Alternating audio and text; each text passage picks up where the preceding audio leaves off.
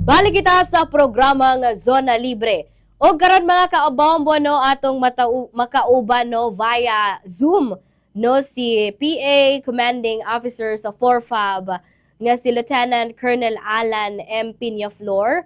Art no ang balik ko na ko no Commanding Officer sa 4FAB. Sir Lieutenant Colonel Alan M. Piñaflor Art, maayong gabi kanimo. Live kita karon sa Bombo Radio ug madungog punta no sa radio nga ang dial sa 729 kHz. Maayong gabi kanimo sir. O daghang salamat sa imuhang paghatag og gahin og oras kanato.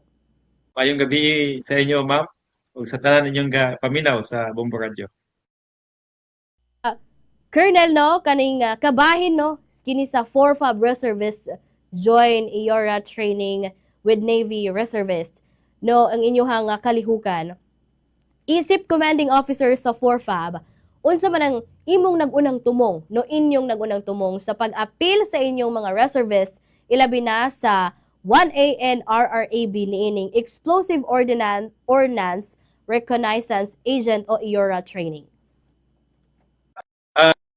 Kini manggod na training is very timely kay kinahanglan pud namo among reservist makuha kaning skills. Kini manggod klase na training yung Explosives Ordnance Reconnaissance Agent training yung IORA ay kini ay among mga reservist kay iyang i-equip para magkaroon siya ng skills to identify, to locate, and to report yung mga suspected na mga unexploded ordnance nato.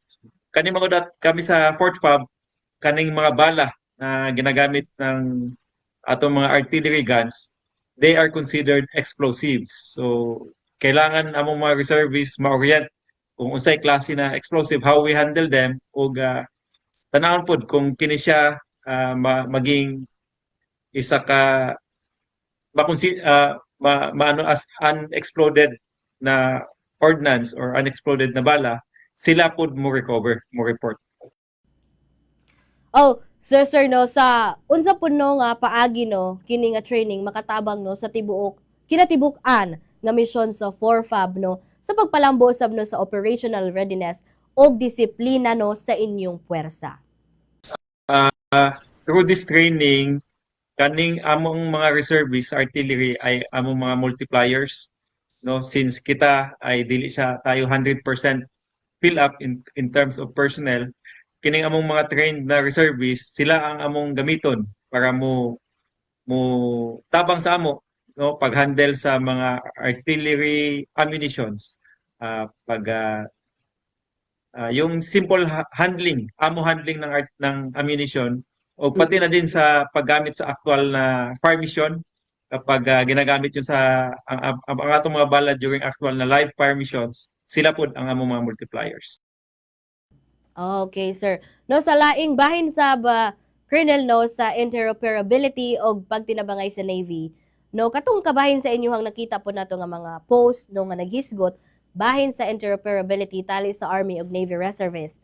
Unsa nino ka critical kining joint training para sa hiniusang pagdepensa sa atong nasud ilabi na dinhi sa atong rehiyon.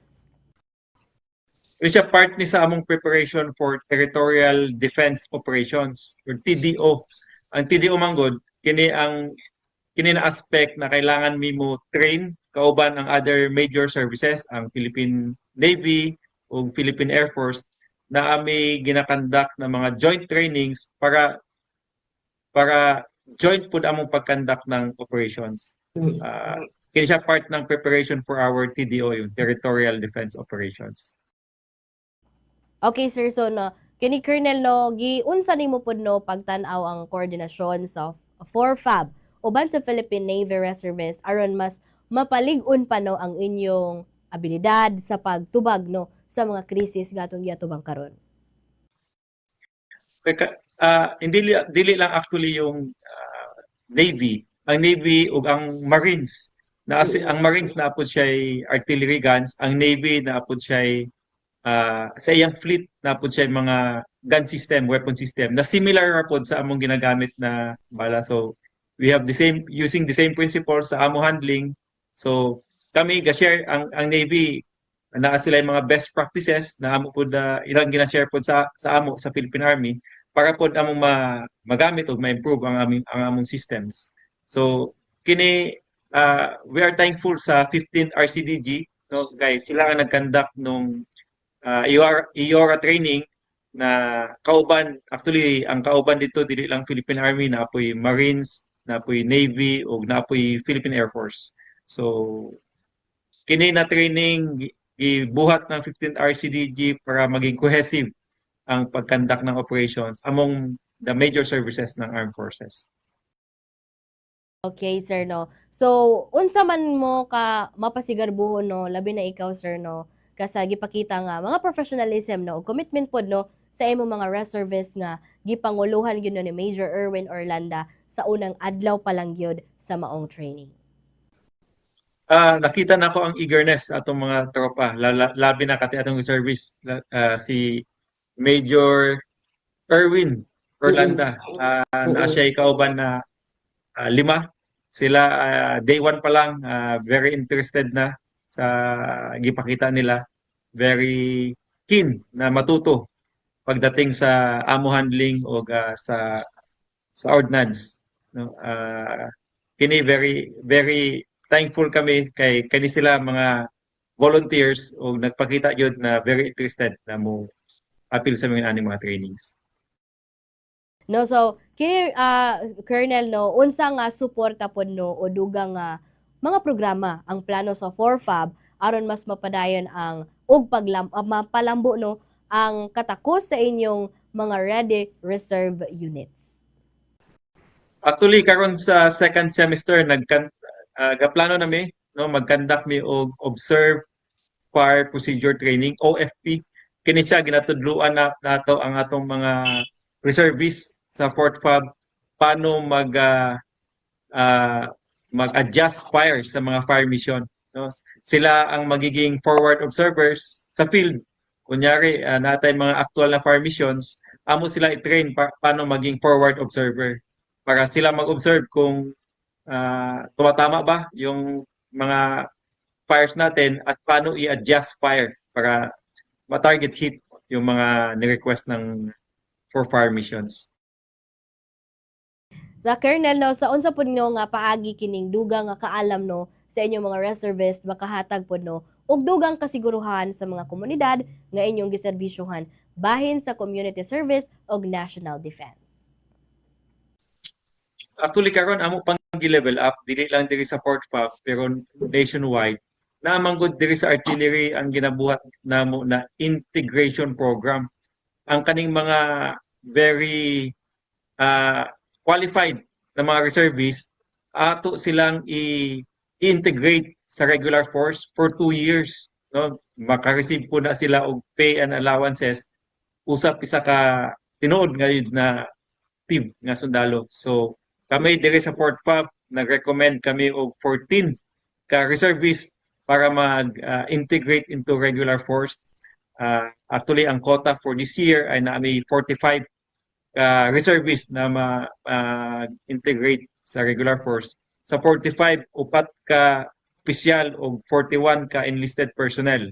So hopefully kani among mga qualified na reservists diri gikan sa 4th FAB sila mapil na mapili, no, sa 45 na reservists na who will qualify and who will be considered as a regular officers and enlisted personnel.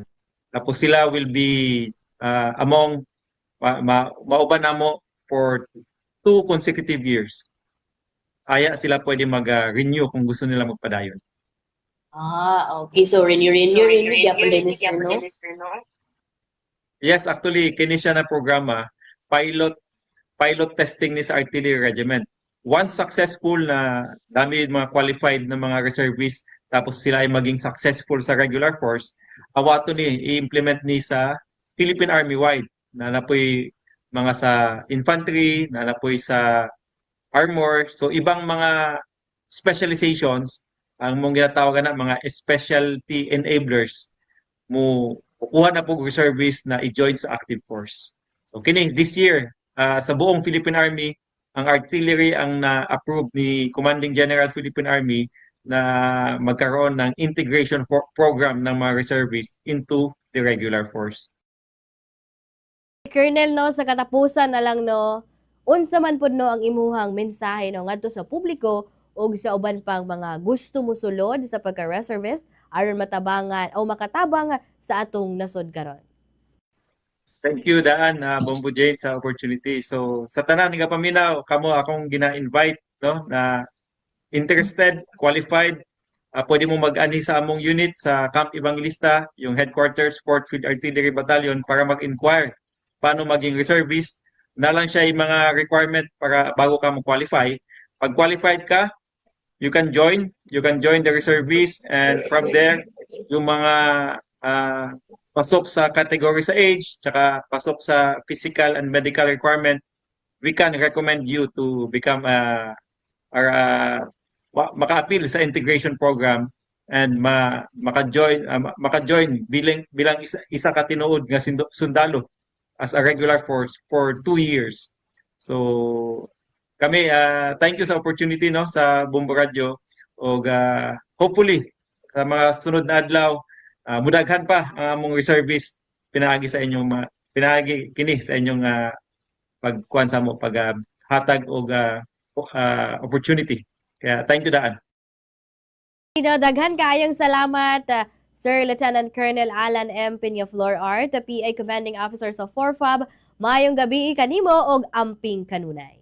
Daghan po salamat, mayong hapon. God bless and more power.